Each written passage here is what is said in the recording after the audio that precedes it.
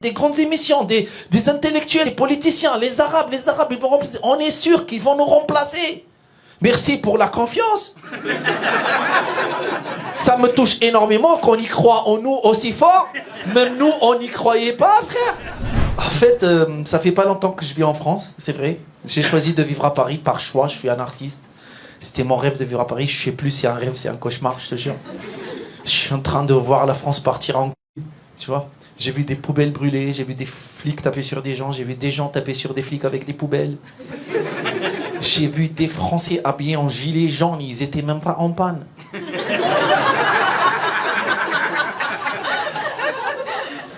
J'ai vu des Français manifester avec des casseroles. C'est quoi le message pour Macron? Cuisine mieux que ta femme. J'ai vu des chômeurs faire la grève. Non, aidez-moi, donnez-moi les rêves. J'ai vu un mec en cravate tout seul. Je te jure, c'est incroyable. J'ai assisté à une manifestation contre les manifs. J'étais obligé de manifester avec eux parce que je devais passer. Je commençais à crier dégage, dégage, dégage. Je savais pas quoi dire, dégage, dégage. Toi, le mec super bien habillé là-bas, le riche, dégage avec tes amis, les riches, dégagez les voleurs. Il m'a dit ta gueule, c'est pas une manif, c'est mon mariage. Après, j'ai vécu un truc dégueulasse. On l'a tous vécu à Paris, sauf que vous avez oublié un peu. J'ai pas envie de le revivre, c'était dégueulasse. Ça m'a traumatisé. Les poubelles, vous vous rappelez des poubelles? J'ai jamais vu autant de poubelles de ma vie. Chez moi, les poubelles, je les regardais comme ça. J'arrive ici, je les regarde comme ça. Tu finis par les respecter, les poubelles, je te jure. J'ai vu des gens prendre des selfies avec des poubelles. Je dis, waouh, les poubelles, ils ont grave percé en France. Ça, après, on m'a dit c'était des poubelles de 10 jours. J'ai dit, les Français, ils ont mangé ça en 10 jours. Heureusement qu'ils n'ont pas chié dehors, quoi. Après, j'ai bien observé les poubelles, j'ai regardé les poubelles, observé, parce qu'il n'y avait que les poubelles, j'ai bien observé, j'ai remarqué un truc qui m'a frappé. Les poubelles, elles étaient là, il y avait les poubelles, il n'y avait pas de mouches. Elles sont où les mouches? Il n'y avait aucune mouche, je te jure. Les Français ont un écosystème à respecter, il y a des mouches. Il n'y avait aucune mouche, j'ai regardé même pas une petite. Les mouches tellement grandes chez nous, tu les vois de loin, c'est des drogues les mouches.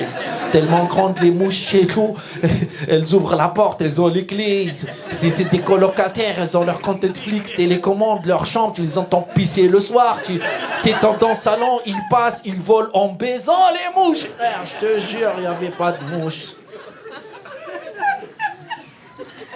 Tout le monde était là, pas les mouches. Les rats, ils sont là à Paris, ils sont à l'aise chez eux. Tu as vu les rats à Paris, frère? Tu passes, ils te regardent, c'est à toi de fuir. L'autre fois, un rat tellement bien dans sa peau, il m'a demandé une cigarette. C'est pas qu'il m'a parlé, il m'a fait comme ça.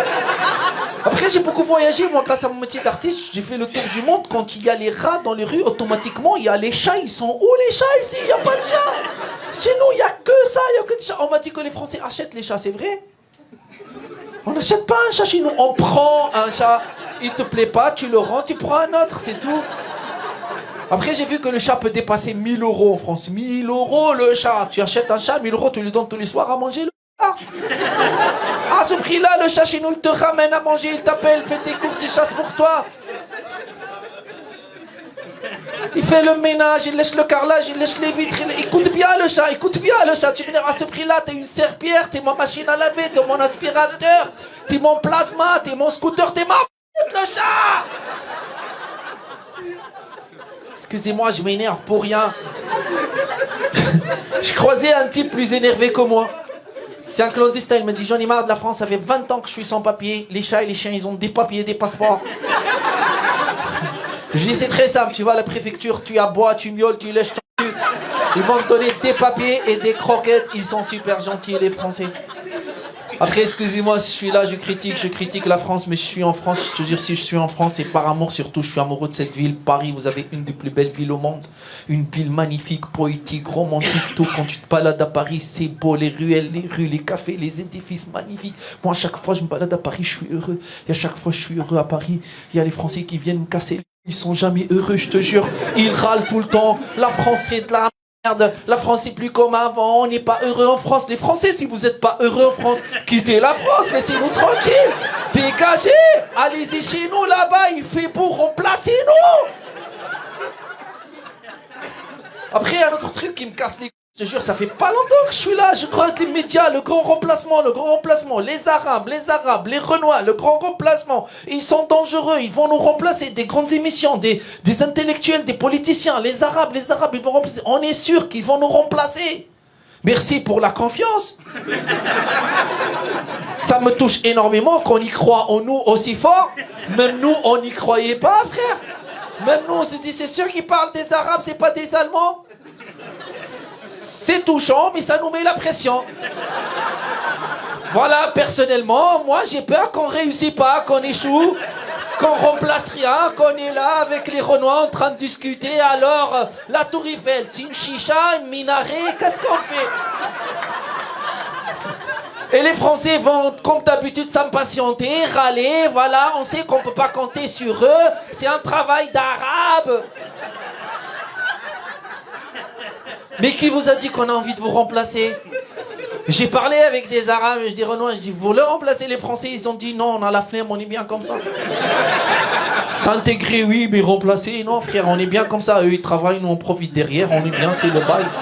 Après je dis non, sérieusement, vous voulez remplacer les Français? Olivier, Amandine, Prune, Clémentine, ils ont dit non, ils nous font peur, ils ont des noms de salade de fruits. Non mais imaginez un peu avec moi s'il vous plaît, imaginez qu'un jour, nous les Arabes de France, on se réveille un jour, on trouve un papier écrit par les Français.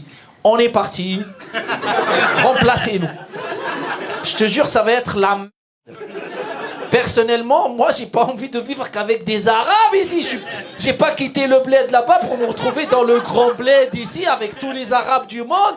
Il fait plus cher, il fait froid frère, non. C'est une punition, c'est l'enfer. Imaginez que les Français partent en Afrique, chez nous, là-bas, avec tout l'oseille et les richesses qu'il y a en Afrique. Ils vont réussir de faire de l'Afrique un truc de ouf. Ils vont emmener les Portugais avec eux. Ils vont construire des gratte-ciel, frère, tu vois, ça va devenir New York, Dubaï, à la fois, ça devient un truc de folie, ça va devenir le rêve. Je vous jure sur la tête de ma mère que moi, je vous suis, je reste pas, je réémigre. Je réémigre, frère, pourquoi je reste ici? Ils sont partis les Français parce que vous avez pas compris le principe. Nous, les Africains et les Arabes et les Renois de France, on s'en fout de la France. À la base, ce qui nous intéresse, c'est vous suivre partout. On est un couple, on est une histoire d'amour, elle a commencé à longtemps. Vous êtes venus les premiers chez nous, assumez maintenant. Tu viens pas chez moi là-bas, tu me chauffes, tu fais la sexy, baby, et tu te casses, bébé. On est un couple, on est fidèles, nous, on est ensemble à vie. On garde cette relation toxique. Tu suis, je te fuis, tu fuis, je te suis. Vous êtes venus chez nous, on vous suit ici, vous partez, on part là-bas. Et là-bas, comme d'habitude, vous allez commencer à râler parce que vous êtes français, vous allez commencer à arrêter de nous suivre. Et c'est là, on va vous dire, c'est l'Afrique, c'est chez nous maintenant. Intégrez-vous les Français. Pour finir, moi je trouve que... moi, arabe de là-bas, je trouve qu'il y a trop d'Arabes en France. Voilà, c'est dit. Extrême gauche aime ça. On dit, il a dit, on fait un arabe qu'il a dit.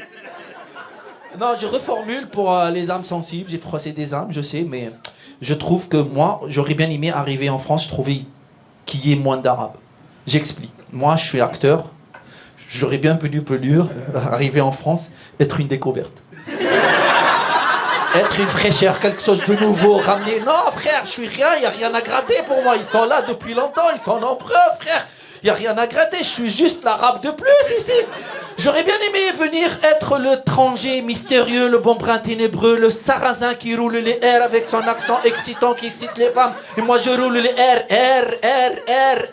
Je m'appelle Tajine Ben Merguez, Ben Couscous. Ça marche.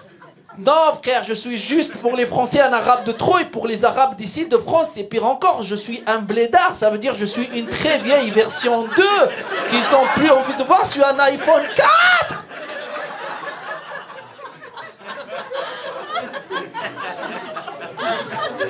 Je sais pourquoi les églises sont vides. J'ai rien contre les églises, j'ai pas de transition, j'ai pas encore mes papiers. Vous avez un problème de marketing, les Français. Voilà, j'ai bien étudié le truc. Regardez, nous, les Arabes, marketing simple et efficace. Tu rentres dans la mosquée, c'est écrit en lettres arabes dorées. Le paradis, c'est un truc de ouf. C'est tout. On revient 5 fois par jour. Question de confiance. Les Juifs, marketing simple et efficace. Tu rentres dans la synagogue, on te donne une extasie. Tu danses. Touche pas le mur, tu danses, tu danses, tu danses, tu danses, touche pas le mur. Donne-moi un tas, j'ai pas touché le mur. Shalom, shalom, shalom, kippa, shalom, shalom, shalom, kippa. T'as passé un bon moment, tu reviens. Les églises chez vous, ça fait peur. L'autre fois, je suis rentré, des gargouilles, des têtes de monstres, le diable qui te regarde dans le doigt, des mecs nus avec leurs zizi qui veulent se toucher le doigt, mais ils se touchent jamais le doigt. T'es là, tu te dis peut-être je sors, ils vont se toucher le doigt, je vais rater ça. Après, tu as le mec le plus aimé sur terre, le plus adulé, le plus respecté. Il est attaché, cloué à une croix. Il saigne, il est nu, avec des culottes médiévales. Le mec, ça fait 2000 ans qu'il est là, personne n'a pensé à l'habiller avec tous les stylistes, modélistes qu'il y a en France. Personne ne s'est dit, Jésus, c'est notre nouvelle égérie masculine. Je le vois en Prada latex, une djellaba au moins. J'ai fini.